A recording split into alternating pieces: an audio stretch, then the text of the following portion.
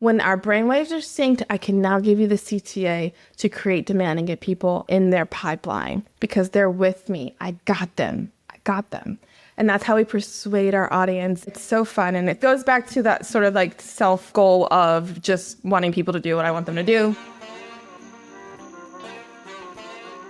I'm Nicole MacLean, and this is Content Matters, created in partnership with Share Your Genius. This show is your digital partner for filtering the trends and focusing on the content that matters most, creating connection that drives results. Let's cut through the marketing chaos together.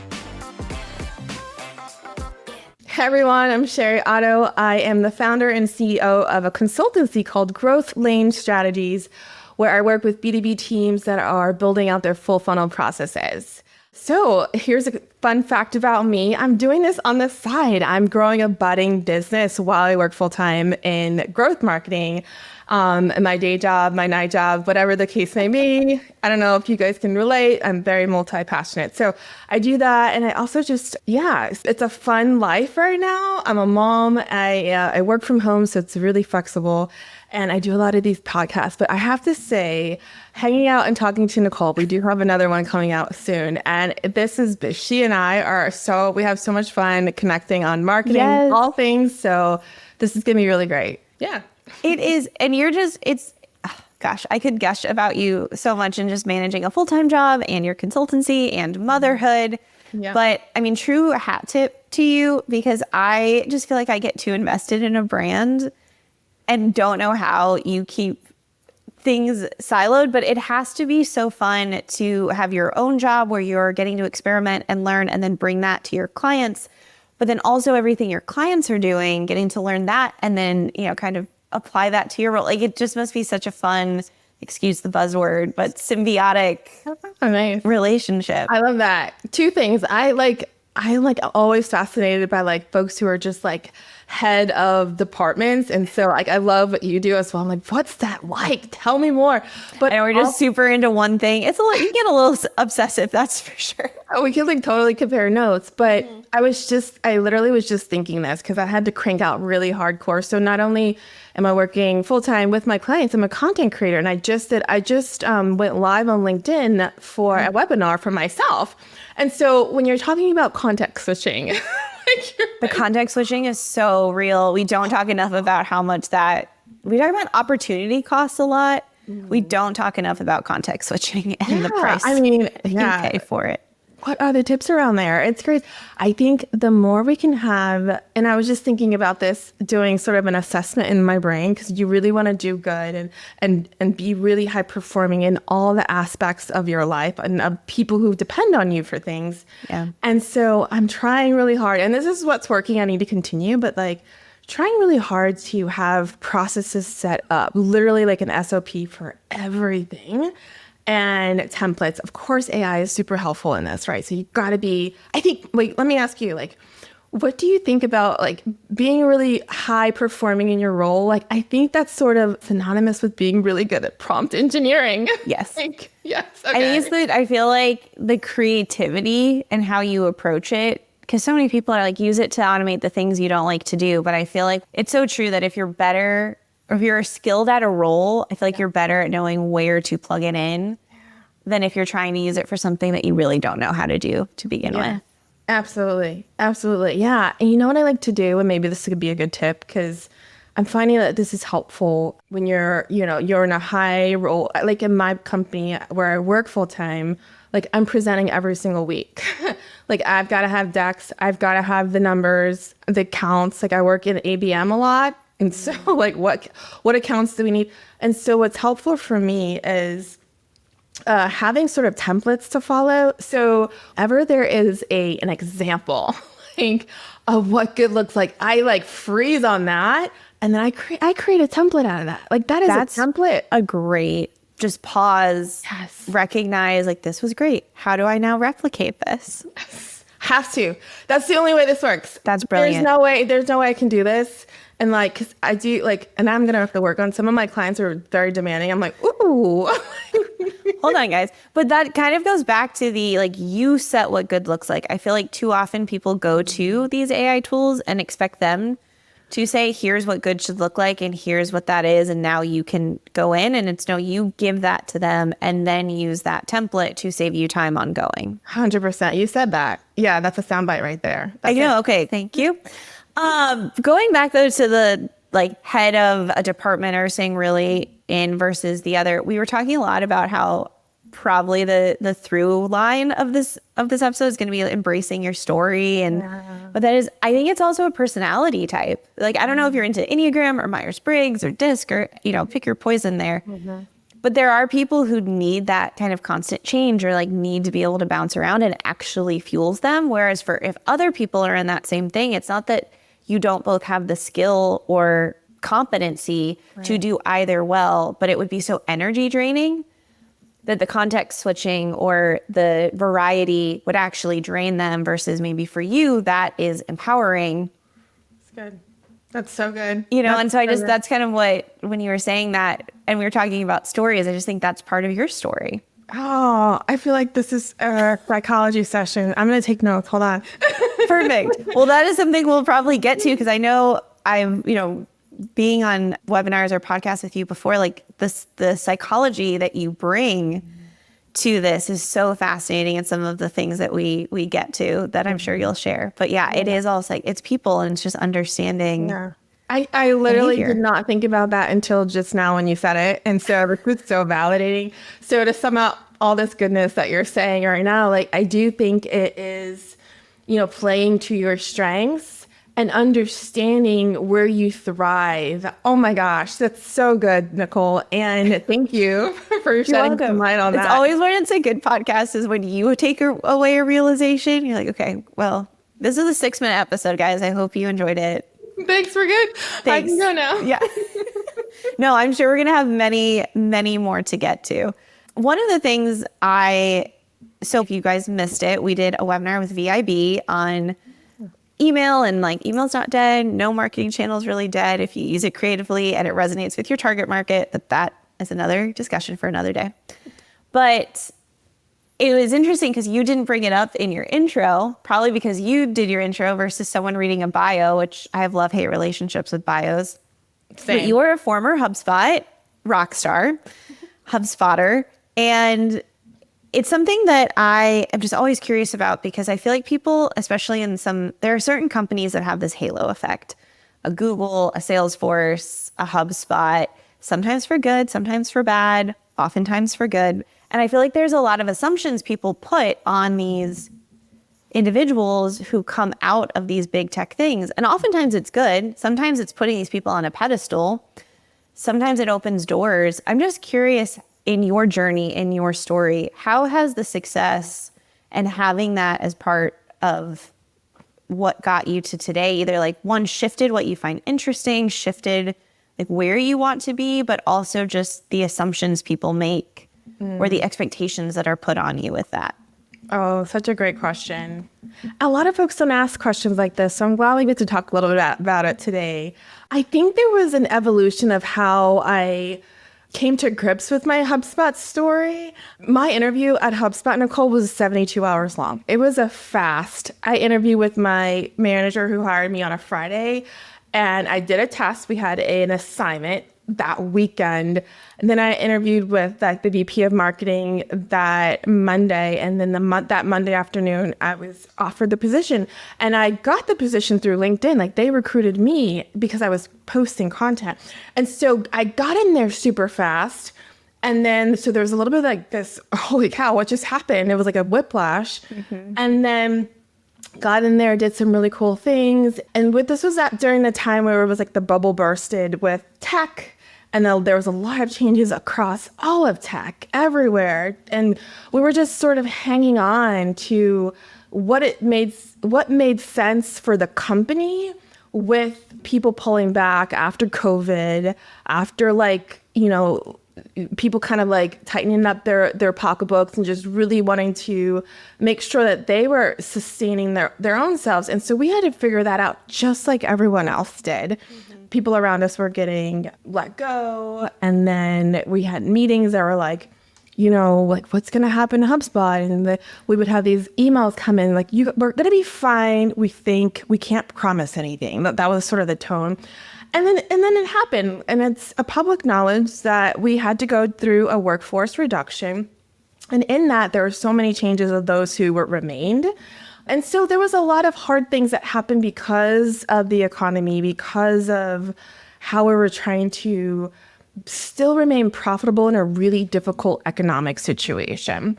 And I think for me, I had to evolve into embracing my HubSpot story. So after everything shook out, there was a lot of internal displacement, Nicole. So like folks were like, well, a huge chunk of our workforce is reduced.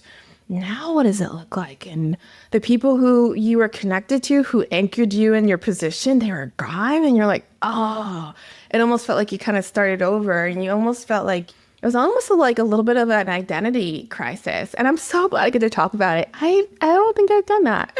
Yeah.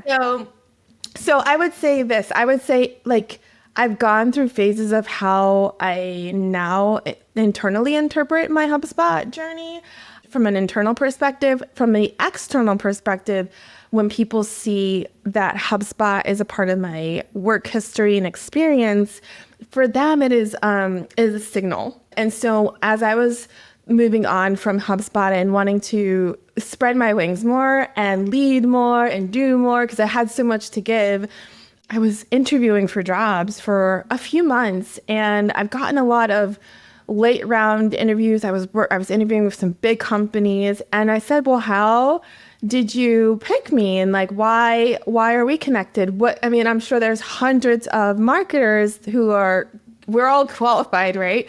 So they said, we saw that you had HubSpot on your resume. I was like, yeah, okay, great. I'm like, listen, as a marketer, you want to use every advantage you can to stand out. So I will wave the HubSpot flag if it helps me and my goals. And I would give that advice to other folks. Like, use what you have. I call it use what's in your bag to help you stand out and to really position yourself as you are wanting to achieve something new or the next phase in your journey. So that was helpful for me.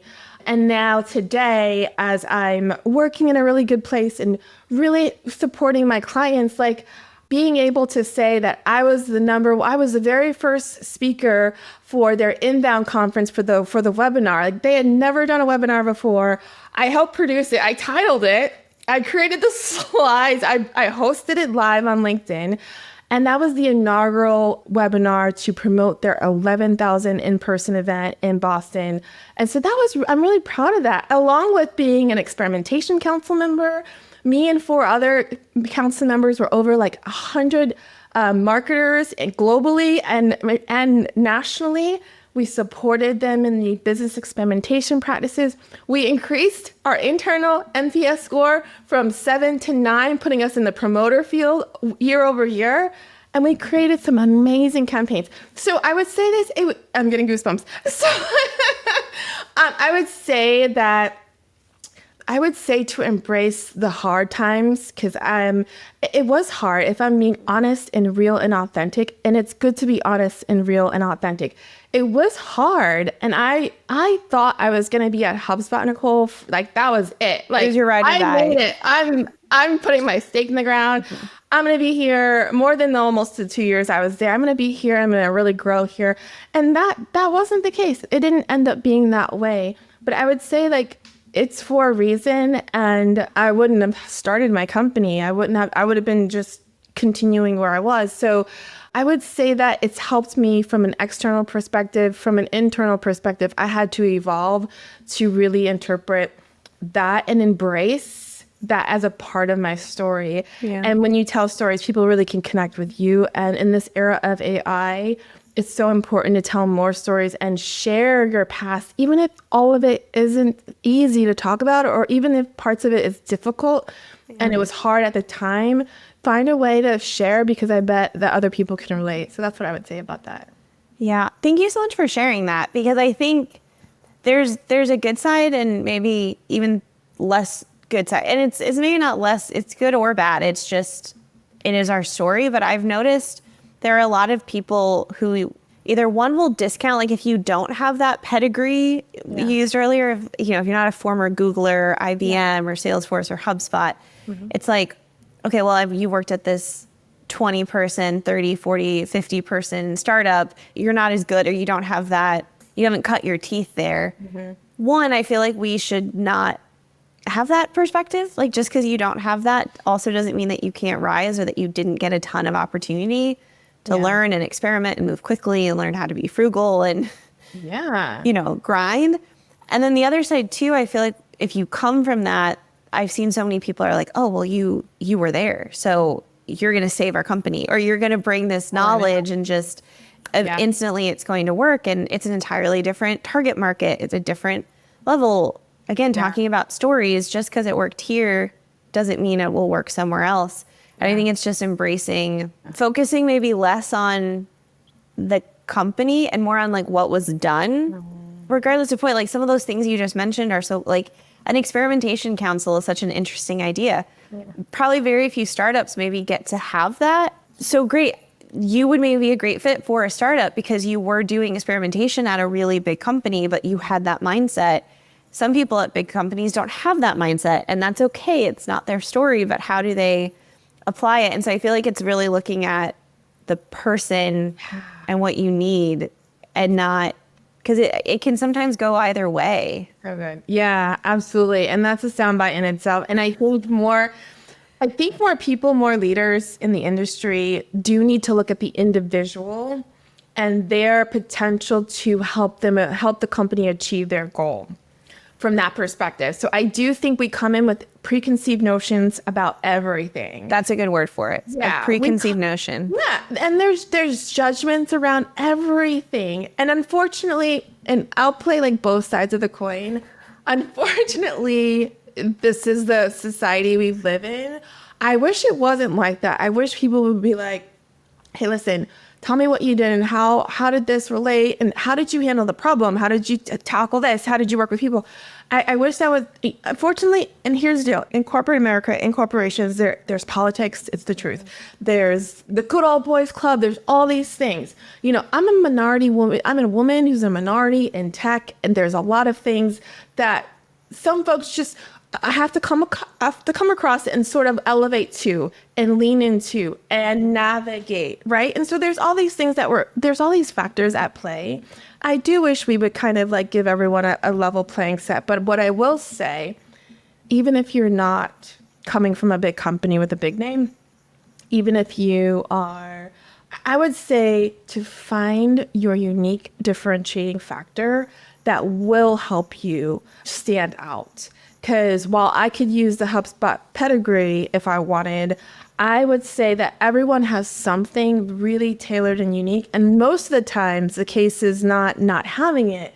Most of the times the case is not really leading and positioning with it. And so those are the things that we can kind of position ourselves with and go out there and say, hey, I saw that your company is doing these things. Here's a gap that I actually can fill for you. Give me a chance. Right. And so those are the things that we've got to understand our environment, but we also can do things that kind of help us be that light, be that desert bloom, and kind of like get in there and be distinguished and differentiated from others that we're competing with, for sure.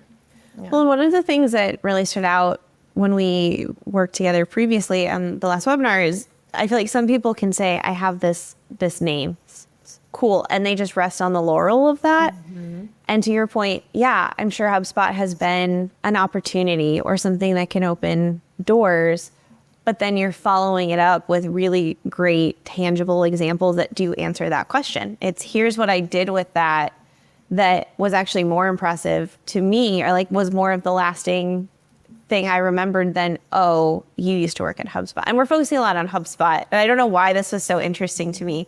I just have seen it in times, especially I think when startups are trying to go from startup to scale up.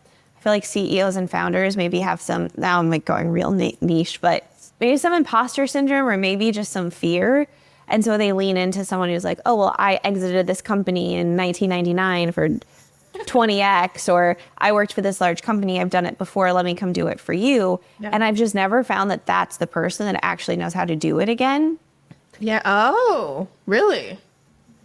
I mean, maybe just some bad things, but like I've maybe seen it more on the flip side where someone uses that to come in and it's a different time, it's a different place, it's a different team with different skill sets, and they don't know how to replicate the problem because you didn't actually ask the questions that you just said of how is your unique experience actually going to be applied to our problem here, and how is your unique, do you actually have the right experience for where we are versus just you've done it before. Yeah, that's great. And I think that's what, again, has resonated with some of the examples you've shared, which hopefully this is a good transition to dive into some of those great examples. But there's actual real work behind that is meaningful for people. Yeah, that's great. That's beautiful. What can I do to support the goal here with my talent, with my effort, with my initiative, with the way I strategize? Right. So that's the crux of what we're after here.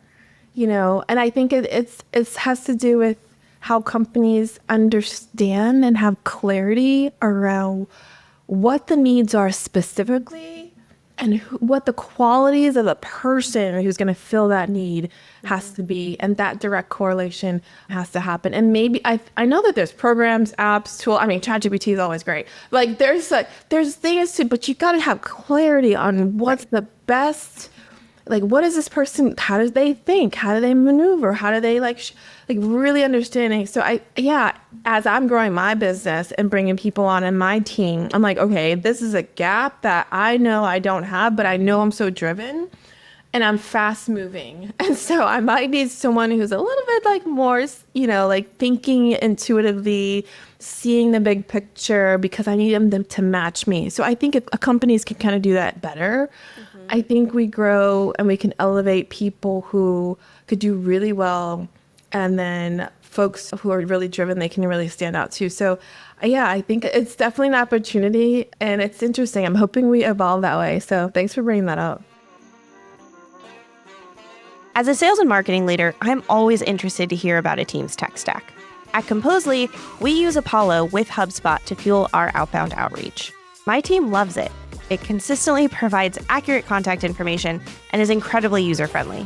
If you're thinking about changing your data provider or just want to hear more about our experience, connect with me on LinkedIn or check out the link in the show notes of this episode. Improve your inbound, increase conversion, and keep your marketing database squeaky clean with Apollo.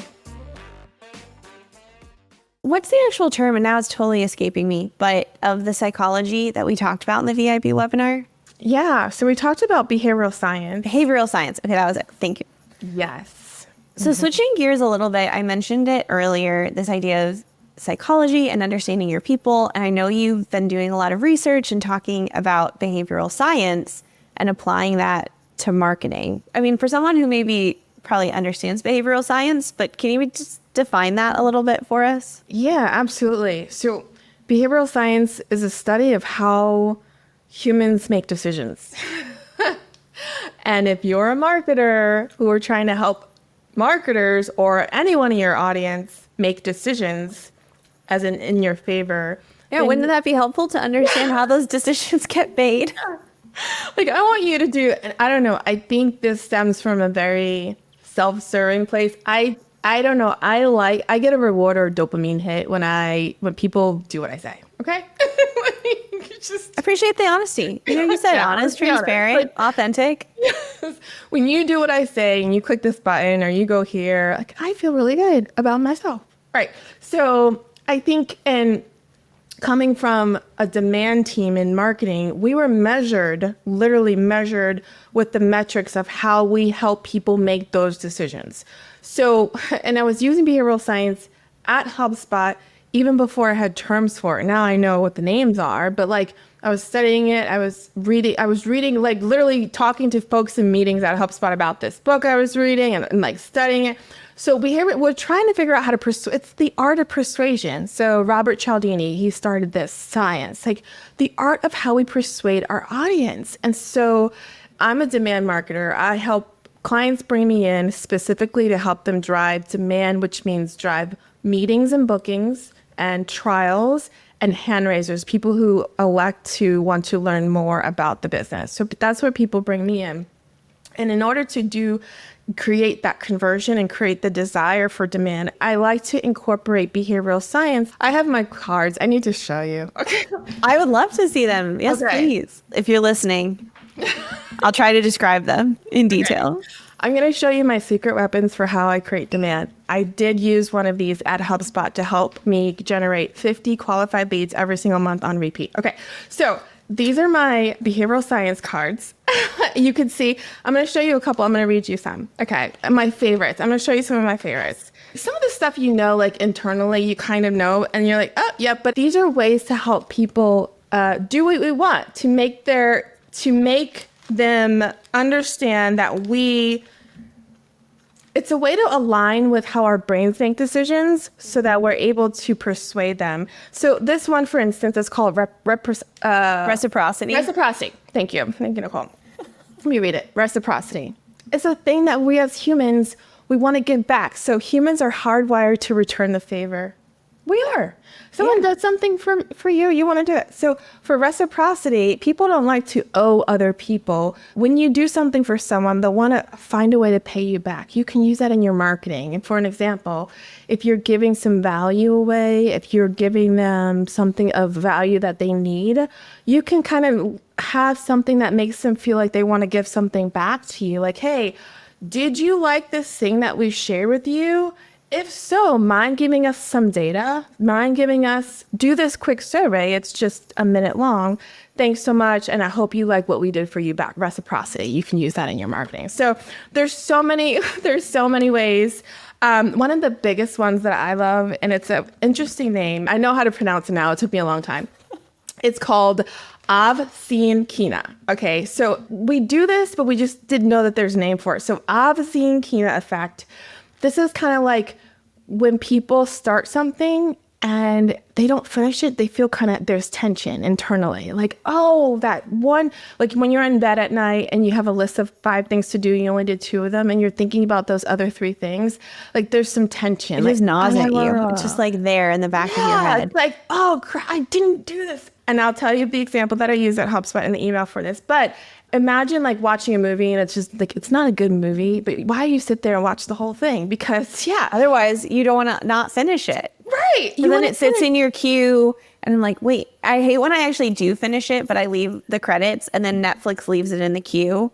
Like, continue watching. It's like, I finished it. Please get it off my queue. Thank you. Right.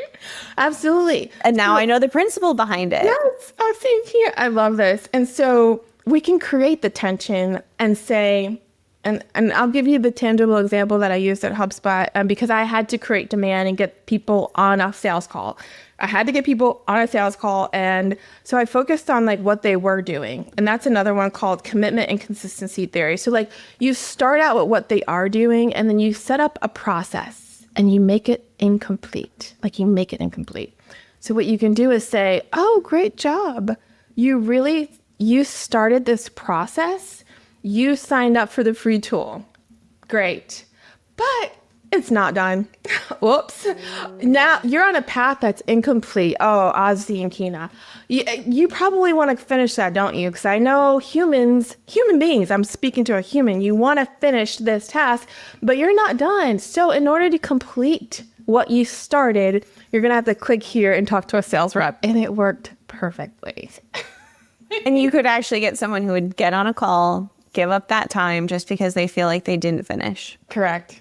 Yeah. I literally said the word milestone. I made it up. I was like, oh, you did step 1 in your milestone. In order to continue the momentum for step 2 and finish the process, you should talk to a sales rep. They're going to get on a call and complete the process that they started.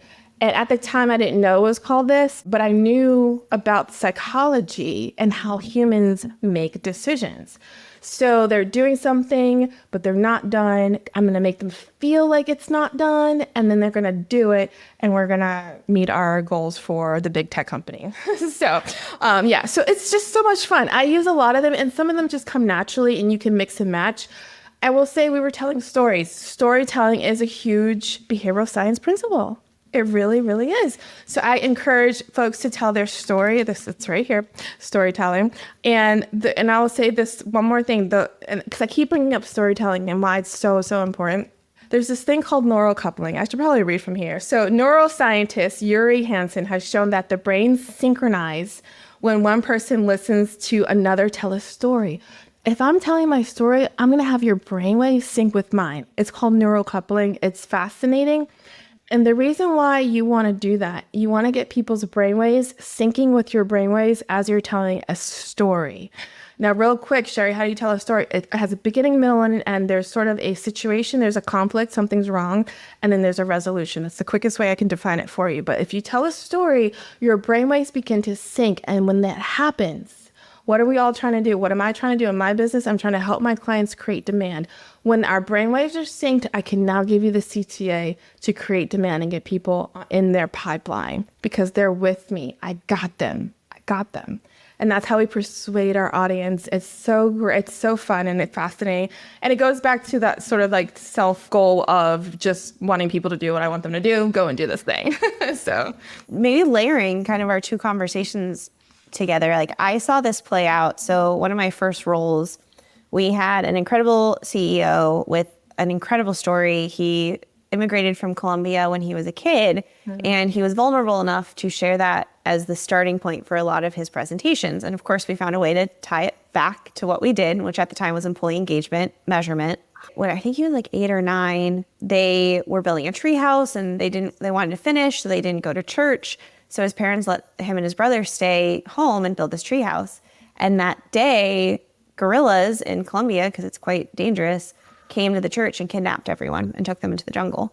And it was like the next week that they ended up going to Fort Lauderdale after that.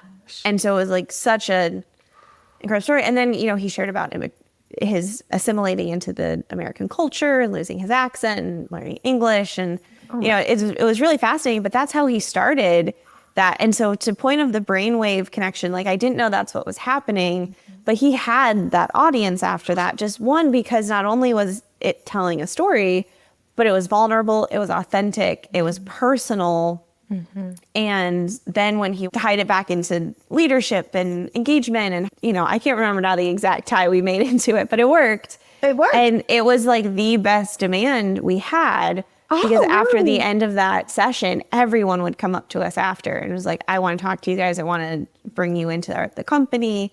And I haven't been able to replicate that in speaking sessions, but it's probably because, one, he's a very compelling speaker. He's very good at what he did, or probably still does. But it kind of just follow that piece to it. And so I think if there's any encouragement coming off of this for people, it's not just manufacturing a story, but again, tying it back, it's not just what people do that is unique, but how is your company uniquely qualified to tell this story and to help find that resolution? And then if you can bring in, like, people want to buy from people. I say this a lot. I'm sure I've said this on the show before, but it's not B2C or B2G or B2B. It's business to human. And if you can kind of combine that, be so good. We should do we should do more behavioral science deep dive workshop. Okay, I would do it. I'd do a workshop. It'd be so great. Yeah, because you can go on and on. Even you telling his story still has the same effect. I also heard him tell it probably 80 times in my tenure, so I could probably still go word for word if I wanted to. But it is a compelling connection tool. 100%. And this is one of the biggest levers I teach for my high-end clients. I am teaching them how to do the storytelling piece because just like you said, it's one of the highest demand drivers, that particular session, because of how compelling this story is. And every single person can do this. There is formulas and frameworks for this. And it is a skill set that we can strengthen. And it's worth strengthening because how stories can tie demand. And that's why I pulled out storytelling amongst my other ones, because it's really powerful, because inside of storytelling lies emotion. And we both know that people make decisions based on emotion. Yes, they later justify with logic. So much is happening inside the story beyond the brainwave syncing, but the emotion. And by the way, the fact that you can so quickly recount his story shares that how memorable and how sticky these stories can be. So it's harder for people, like, speaking of behavioral science, our brains process emotion faster than the logic. So you can give a list of tactics and details and stats, But if you tell a story, that person will remember that longer and more, and it would, they would feel more deeply connected to that story versus sometimes like the slide deck with all the stats. So, That's a great reminder. yeah. Okay, this is so good.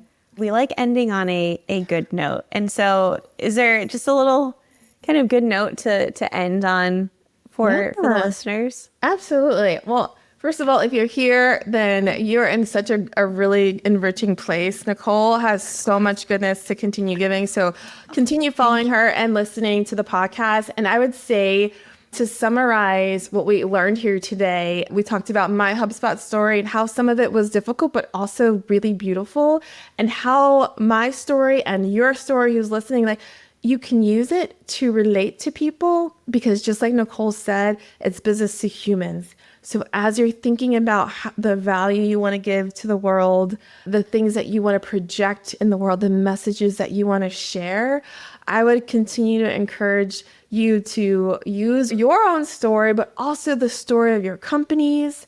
How did they get started? Why are they in existence? Like, find ways to just go back and tell a story. And if you want some quick tips on that, think about using specifics. So there's a guy that I follow. His name is Colin Boyd. He's great for storytelling. Okay. He's a good one. So he calls this thing the charisma pattern. He's like, you want to think about what you saw, what you heard, and what you felt in that order.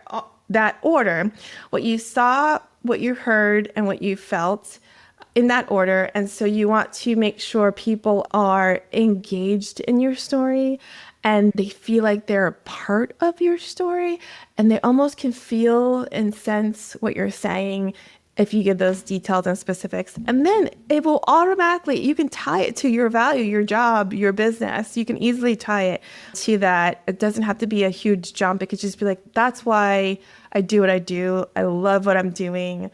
Let me give you some frameworks and tips, and we can talk about that. So yeah, that's how I would do it. Yes. Oh, that's so good. Thanks for listening to this episode of Content Matters, created in partnership with Share Your Genius.